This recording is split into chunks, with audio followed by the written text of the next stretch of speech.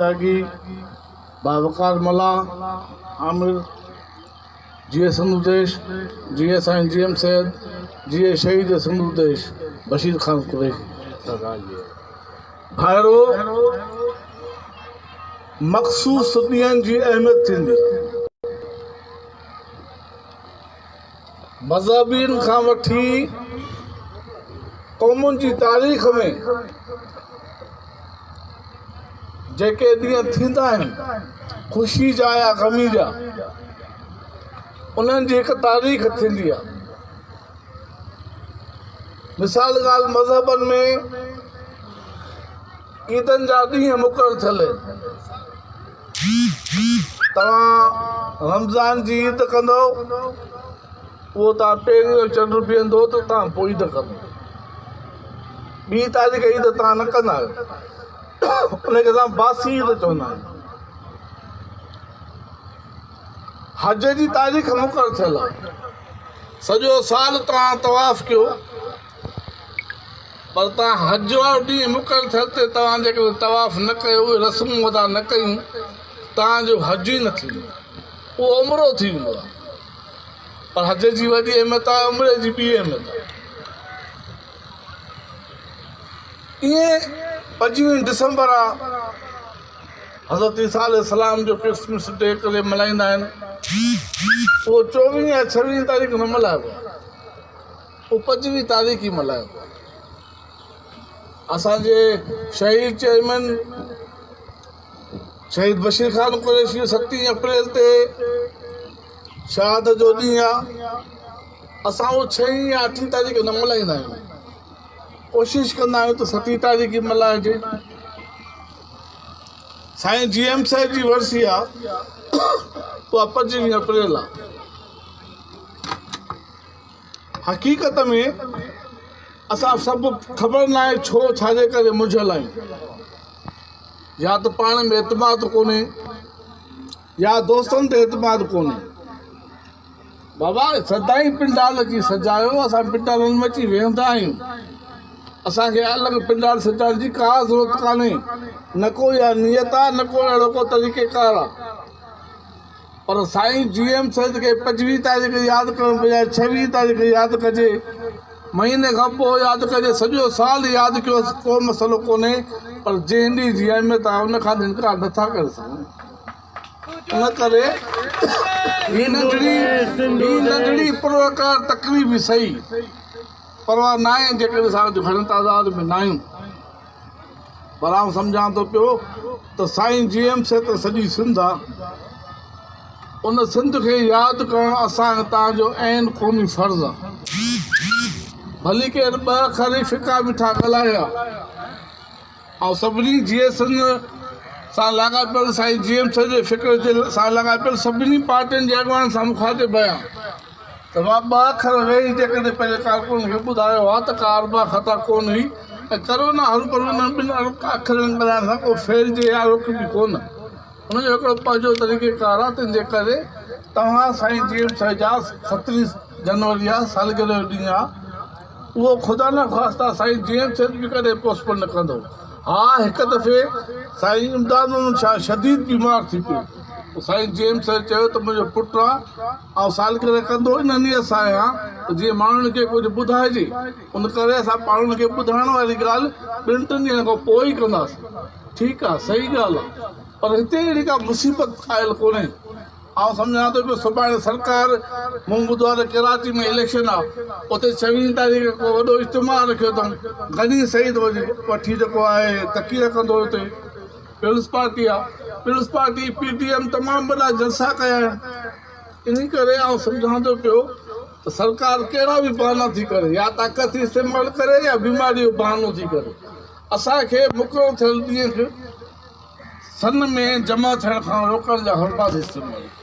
इहो असांजो तव्हांजो फ़र्ज़ु आहे त संजीदगी सां गौर वीचार करे असां मुक़ररु थियल ॾींहंनि ते पंहिंजे रहबर, पंहिंजे अॻुवाननि, पंहिंजनि दोस्तनि खे जेको आहे यादि करे उन्हनि खे ख़िराज अक़ीदत पेश कयो। साईं जीएम साहिब हिन खिते में आउं सम्झां थो जेतोणीकि ॿियनि बर सगीर में तमाम वॾा आलिम सियासतदान थी गुज़रिया, पर हिन खिते में साईं GM सैद वाहिद सियासतदान आहे जंहिं हिन खिते में पेश ईंदड़ ख़तरात खां सभ खां अॻु में आगाह कयो। कहिड़ो त मज़हबी इंतहा पसंदी हिन खिते जे लाइ सभ खां वधीक नुक़सानकार साबित थींदी। ऐं असां सिंध में पंहिंजे वित ऐं वसार ऐं हज़ारनि सालनि जे मज़हबी रवादारी वारे कल्चर जे करे जेको असां विसरियो बि हो, पर साईं GM सैद असांखे मज़बूती सां यादि ॾियारायो। इन कल्चर जे करे असां इन मज़हबी इंतहा पसंद वारी धुबण में वञण खां बची विया आहियूं। घणे क़दुरु तव्हां ताज़ो ॾिठो हूंदो त पंजाब में इन मज़हबी इंतहा पसंदी केॾा कलूर कया। कोरोना खां वधीक इहे कलूर मज़हबी इंतहा पसंद, छाकाणि त पोखियल हुनजी इहा मज़हबी इंतहा पसंदी पंजाब तरफ़ां पोखियली ऐं कुदरत जेको आहे उहो हुननि जे साम्हूं आहे ॻाल्हाईंदी। इन करे साईं GM सैद न फ़क़ति रहबर सिंध आहे, पर साईं GM सैद रहबर आलिम थी चुको आहे। साईं GM सैद 51-52 में बिल अक़वामी ताक़तुनि जे आॾो इहो वाज़े तौर ते चयो त मज़हबी धुरियुनि खे सपोर्ट करणु बंदि कयो। इहे अॻिते हली करे अमन आलम इत्तेहाद इंसानी जा लाइ नुक़सानकार साबित थींदा, जेका इंसान जी तरक़ी में वॾे में वॾी रुकावट साबित थींदी। ऐं अॼु साबित थी वियो। साईं GM सैद मुकमिल तौर ते सिंध जी अहिड़ी का बि शइ तव्हांखे हैरत थींदी। मूं ताज़ो किताबु पढ़ियो जंहिंमें नबी बख्श बलोच लिखे थो त मूंखे सिंधी लुगात तयारु करणी। साईं चयो त अचु मूं वटि रहो। साईं वटि अची रहियो, चईंसि मेरापुर जेका दरिया जे परे भरा। हिते मूं ॿुधो आहे त लोहर जेके आहिनि उहे तमामु घणी तादाद में रहनि था ऐं लोहारनि खां 2-3 मूंखे लफ़्ज़ पुछणा आहिनि जेके सिंधी लुगात में पेश करणा आहिनि। साईं चयो तरसो त मां तव्हांखे वठी थो वञा। साईं खेसि पाण गॾु वठी वियो। हसन बख्श शाह जेको मौजूदु आहे हुते गुलाम मुस्तफ़ा शाह हुते वालिद साहब उन वठी वियो। 2-3 ॾींहं हुनखे राहे लोहार घुराए चइबो आहे हिनखे पंहिंजा लफ़्ज़ ॿुधायो। ईअं नबी बख्श बलोच जेको आहे लोहारनि जा लफ़्ज़ जेके आहिनि जेके आम वाहिपे में हुया, जेके पढ़ियल माण्हुनि खे ख़बर न हुई, उहे तख़लीक़ करे उहे ॿुधी उन सिंधी लुगात में शामिलु करे छॾिया।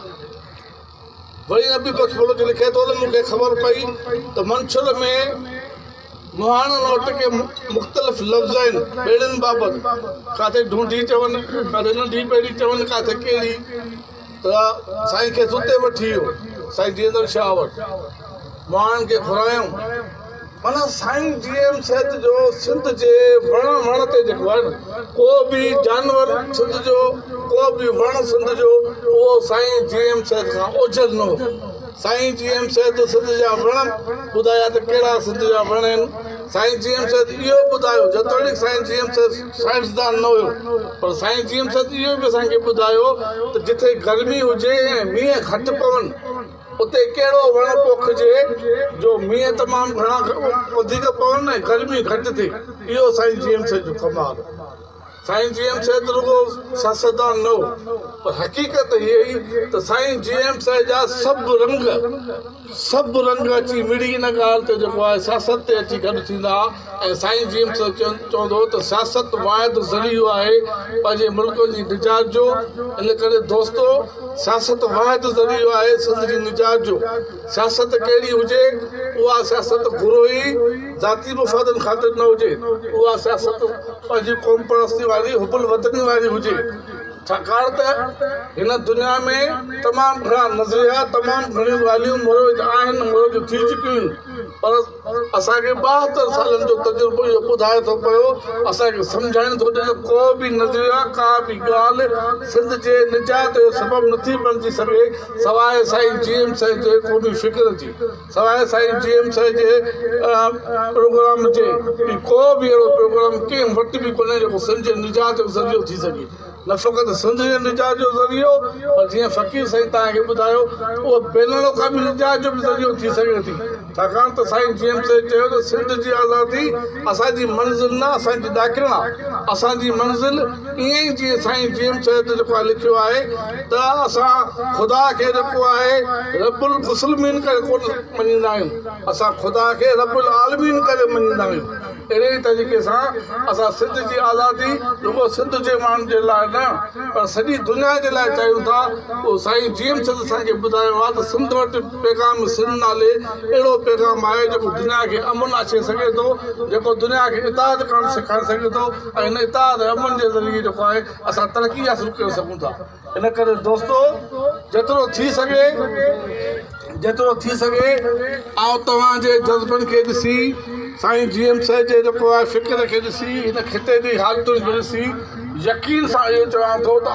आईंदह साईं जीएम साईं जे फ़िक्र जी कामयाबी जेको आहे त ॾींहुं थींदो आईंदह जेको बि जेको आहे फ़िक्र कामयाबु थियणो आहे उहो साईं जीएम साईं जो फ़िक्र ई आहे जेको कामयाबु थींदो ऐं यकीनी तौर ते साईं जीएम साईं जो फ़िक्र अमली तौर ते कामयाबु थी चुको आहे माना प्रैक्टिकली तौर ते असांखे हाणे उहो साबित करणो अमली तौर ते अॼु हर सियासतदान जमायत इस्लामी कंहिं दौर में चवंदो आहे त मां जीए सिंध माना मरे पाकिस्तान अॼु उहो जीए सिंध चवण लाइ परेशान पीपल्स पार्टी जो जीए सिंध सां परे परे खां वास्तो न हुयो पर अॼु हू जीए सिंध चवण लाइ परेशान इन करे जीए सिंध हिन खिते जी निजात जो वाहिद नारो उन करे जीए सिंध जो नारो पुरमन नारो साईं जीएम साईं जो तरीक़ेकार पुरमन तरीक़ेकार उहो हिन खिते जो वाहिद निजात जो ज़रियो थींदो ऐं साईं जीएम साईं जेको असांखे लिखत में ज़बानी जेको ॿुधायो हक़ीक़त ई आहे त सच साबित थी थो थोरी मज़हबी इंतहा पसंदी कहिड़े बि रूप में हुजे